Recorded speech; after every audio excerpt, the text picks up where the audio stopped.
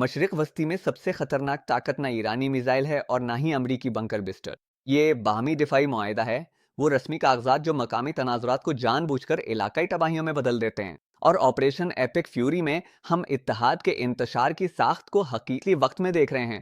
یعنی security order کے انہی طریقہ کار کے ذریعے منظم طور پر بکھرنا جنہیں اس کی حفاظت کے لیے بنایا گیا تھا. پاکستانی ساخت پر غور کے اسلام آباد نے سعودی عرب کے ساتھ ایک باقاعدہ باہمی دفاعی معاہدہ کیا ہے جو گزشتہ ستمبر میں دستخط ہوا تھا. یہ معاہدہ ریاض پر کسی بھی جاری حد کو پاکستان پر جاری حد تصور کرتا ہے. اسی وقت پاکستان کی ایران کے ساتھ 900 کلومیٹر طویل سرحد ہے اور تہران کے ساتھ اس کے سفارتی تعلقات بھی پیچیدہ ہیں.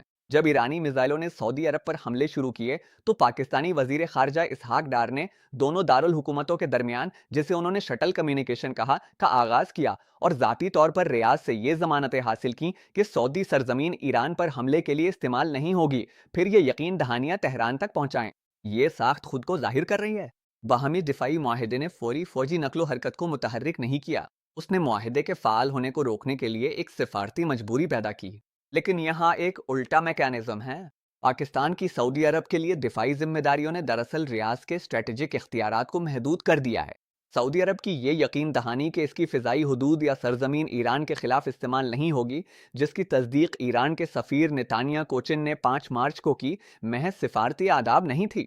یہ ایک ساختی ضرورت تھی تاکہ پاکستان کو اس تنازع میں الجھنے سے روکا جا سکے جو دو طرفہ تنازع کو کثیر محاذی جنگ میں بدل سکتا تھا. اس اتحاد کی ضمانت ایران کے خلاف روک تھام کے طور پر نہیں بلکہ اس اتحادی پر لگام کے طور پر کام کر رہی تھی جسے یہ تحفظ فراہم کرنے کے لیے بنائی گئی تھی. اب روسی ساخت کو ملاحظہ کے تہران ماسکو اسٹریٹجک شراکت داری کا معاہدہ جو جنوری میں دستخط ہوا اور جسے ایرانی قیادت نے وسیع پیمانے پر ایک غیر اعلانیہ تحفظ کے طور پر دیکھا، اس میں نہ تو باہمی دفاع کی کوئی ضمانت ہے، نہ کوئی مشترکہ کمانڈ ڈھانچہ اور نہ ہی خودکار فوجی مداخلت کی کوئی ذمہ داری. صدر پشکیا نے جون 2025 کی 12 روزہ جنگ کے بعد واضح طور پر اعتراف کیا کہ وہ ممالک جنہیں ہم دوست سمجھتے تھے انہوں نے ہماری مدد نہیں کی. اس کے باوجود ایرانی حکمت عملی سازوں نے غالباً یہ حساب لگایا تھا کہ یہ شراکت داری امریکی جارحیت کو روک دے گی. انٹیلیجنس کی ناکامی روسی صلاحیتوں کے بارے میں نہیں تھی. یہ ناکامی مبہم عزم کے ڈھانچے کے بارے میں تھی کہ کس طرح بغیر کسی ذمہ داری کے شراکت داری کا اشارہ دینا خطرناک توقعات کو جنم دیتا ہے.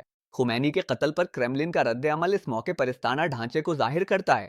پیوٹن ٹرمپ کے واضح رجیم چینج کے مقصد کو ایک خطرناک مثال کے طور پر دیکھتے ہیں جو ان رہنماؤں کے لیے خطرناک ہے جو امریکی عالمی مفادات کی مخالفت میں کھڑے ہیں.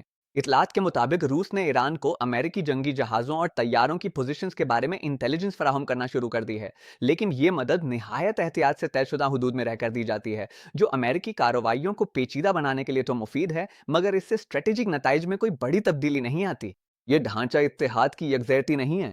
یہ امریکی وسائل اور توجہ کو تھکانے کے لیے ایرانی مزاحمت کو ایک آلہ کے طور پر استعمال کرنا ہے.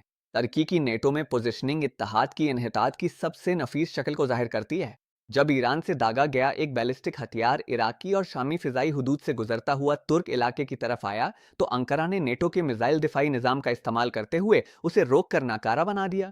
15/16 پر بیان دیا گیا، پھر فوراً ایک بیان جاری کیا گیا جس میں علاقائی استحکام اور امن پر زور دیا گیا، ساتھ ہی کسی بھی جارحانہ اقدام کا جواب دینے کا حق محفوظ رکھا گیا.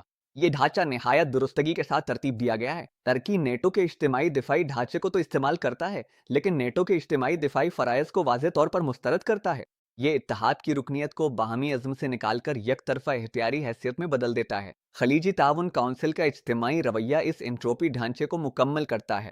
سعودی عرب اور متحدہ عرب امارات دونوں نے اعلان کیا ہے کہ ایرانی حملے ایک سرخ لکیر عبور کر چکے ہیں، لیکن ساتھ ہی وہ پس پردہ مذاکرات بھی کر رہے ہیں تاکہ کشیدگی کو محدود رکھا جا سکے. امریکہ، بحرین، اردن، کویت، قطر، سعودی عرب اور متحدہ عرب امارات کے مشترکہ بیان نے جس میں اپنے دفاع کے حق کی توثیق کی گئی وہ وہی صورتحال پیدا کرتا ہے جسے گیم تھیورسٹ کمٹمنٹ کیڈ کہتے ہیں. ہر دستخط کنندہ کی زبانی وابستگی اجتماعی اقدام کے لیے دباؤ بڑھا دیتی ہے جسے ان میں سے کوئی بھی انفرادی طور پر نہیں چاہتا. اب ان ادارہ جاتی محرکات کا جائزہ لیں جو اس ڈھانچے کو علاقائی بنانے کی طرف لے جا رہے ہیں.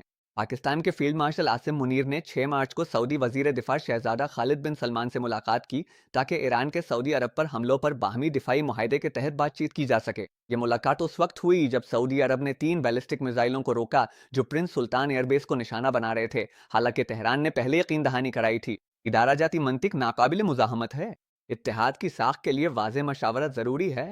मशावरत मरबूत रद्द-ए-अमल की तवक्कुआत पैदा करती है और मरबूत रद्द-ए-अमल मकामी तनाज़े को इलाकाई जंग में बदल देता है। माशी ढांचा फौजी ढांचे को मजीद पेचीदा बना देता है। पाकिस्तान की खलीजी ममालिक से मिलने वाली तरसीलात ज़र पर इन्हिसार जो लाखों मजदूरों से आती हैं, गैर रस्मी तौर पर इत्तेहाद की जिम्मेदारियां पैदा करता है, जिन्हें रस्मी मुआहदे सिर्फ ज़ाब्ता बंद करते हैं। जब ईरानी ड्रोन्स ने सऊदी अरामको की राज तनूरा तनसीब को निशाना बनाया, तो वो सिर्फ सऊदी इंफ्रास्ट्रक्चर पर हमला नहीं कर रहे थे, वो पाकिस्तानी माशी इस्तेहकाम पर हमला कर रहे थे। इत्तेहाद की बेतरतीबी मालियाती सर्किट्स के जरिए भी इतनी ही शिद्दत से काम करती है जितनी फौजी हम आहंगी के जरिए। लेकिन ये वो लम्हा है जिसमें इस ढांचे की असल उल्टी मंतिक सामने आती है। बाहमी दिफाई मुआहदे, स्ट्रैटेजिक शराकत दारियाँ और इज्तिमाई सलामती के फ्रेमवर्क इलाकाई वसअत को रोकने में नाकाम नहीं हो रहे। ये बिल्कुल उसी तरह काम कर रहे हैं जैसे उन्हें डिज़ाइन किया गया था। तसलसल के साथ सिफारती इंतजाम पर मजबूर करने वाले ट्रिप वायर्स बनाकर, मुशावरत की ऐसी शराइत पैदा करके जो मकामी तनाज़ुआत को बैनुल अक़वामी बहरानों में बदल देती हैं और दो तरफा झगड़ों को कसीरुल जहती महाजराई में तब्दील करके ये इत्तेहाद कशीदगी को रोकने के बजाय ये उसे इदारा जाती शक्ल देते हैं। तारीखी पैटर्न की पहचान बिल्कुल वाज़ेह है। 1914 के इत्तेहाद के निज़ाम ने सिराजिएवो में होने वाले कत्ल को मैकेनिकी तौर पर जुड़ी हुई जिम्मेदारियों के जरिए आलमी जंग में बदल दिया था। ऑपरेशन एपिक फ्यूरी का ढांचा मुख्तलिफ तरीकों से इसी तरह की तब्दीली का खतरा रखता है। ये खुदकार फौजी नकलो हरकत नहीं, बल्कि सिफारती और माशी उलझाव है। टेक्नोलॉजी का पहलू उस इंतशार के ढांचे को मुकम्मल करता है। जब ईरानी मिसाइल सऊदी अरब को निशाना बनाते हैं, तो उन्हें इस फिजाई हदूद से गुजरना पड़ता है जिसकी निगरानी पाकिस्तानी रेडार सिस्टम्स करते हैं। जब सऊदी दिफाई निज़ाम हरकत में आता है, तो वो इंटेलिजेंस शेयरिंग नेटवर्क्स पर इन्हिसार करता है, जिनमें पाकिस्तानी अफसरान भी शामिल हैं। इत्तेहाद का जिस्मानी ढांचा अमली इन्हिसार पैदा करता है। इत्तेहाद का जिस्मानी ढांचा, मवासलाती नेटवर्क्स, रेडार कवरेज, लॉजिस्टिक राहदारियां ऐसा अमली इन्हिसार पैदा करती हैं जिसे रस्मी मुआहदे सिर्फ तस्लीम करते हैं। ये ढांचा सियासी इरादे से कतई नज़र काम करता है। आखिरी नुक्ता इत्तेहाद की वाबस्तगी में अदम तवाज़ुन से मुताल्लिक है। अमेरिका ने मुतअद्दिद खलीजी रियासतों के साथ दो तरफा सिक्योरिटी ज़मानतें बरकरार रखी हुई हैं, लेकिन ये ज़मानतें अमरीकी इत्तेहादियों के साथ हम आहंगी को उस वक्त लाजिम नहीं करती जब वो ऐसे हमले शुरू करे जो इत्तेहादियों पर जवाबी कार्रवाई की जिम्मेदारी आयद करते हैं। वाशिंगटन ने ऑपरेशन एपिक फ्यूरी बज़ाहिर किसी मशावरत के बगैर शुरू किया। इत्तेहाद का ढांचा अमेरिकी इक़दाम और इत्तेहादी रद्द अमल को फ़र्ज करता है, एक मरकज़ और शाखों वाला मॉडल जो फैसला साजी को मरकूज़ जबकि ख़तरे को तकसीम करता है। तो ये इंतशार हमें क्या जाहिर करता है? ऑपरेशन एपिक फ्यूरी का इलाकाई बन जाना इत्तेहाद के ढांचे का कोई बदकिस्मत ज़िमनी असर नहीं है। इस सिक्योरिटी ढांचों की नागुज़ीर पैदावार है जो दो कुतबी दुनिया में रोकथाम के लिए बनाए गए थे और अब कसीर कुतबी हकीकत में काम कर रहे हैं। जब पाकिस्तान को सऊदी दिफाई जिम्मेदारियों और ईरानी सरहदी इस्तेहकाम के दरमियान तवाज़ुन कायम करना पड़े, तो इत्तेहाद पेचीदगी का एक ज़रिया बन चुका है। सवाल ये नहीं है कि बाहमी दिफाई मुआहदे तनाज़े को रोकते हैं या नहीं। सवाल ये है कि क्या हमने ऐसा इत्तेहाद का ढांचा बना लिया है जो इतना घना, इतना एक दूसरे पे चढ़ावा, इतना मशीनी तौर पर हसास है कि मकामी तनाज़ा मकामी नहीं रह सकता, कि कशीदगी में इजाफा पॉलिसी का इंतखाब नहीं बल्कि सिक्योरिटी वादों का एक साख्ती नतीजा है जो इस दुनिया के लिए बनाए गए थे जो अब मौजूद नहीं। क्या अमेरिका को इत्तेहाद को कम करने की पॉलिसी अपनानी चाहिए? यह इत्तेहाद का ये इंतशार ये साबित करता है कि एक जुड़े हुए सिक्योरिटी ढांचे में तन्हाई पसंदी साख्ती तौर पर नामुमकिन है।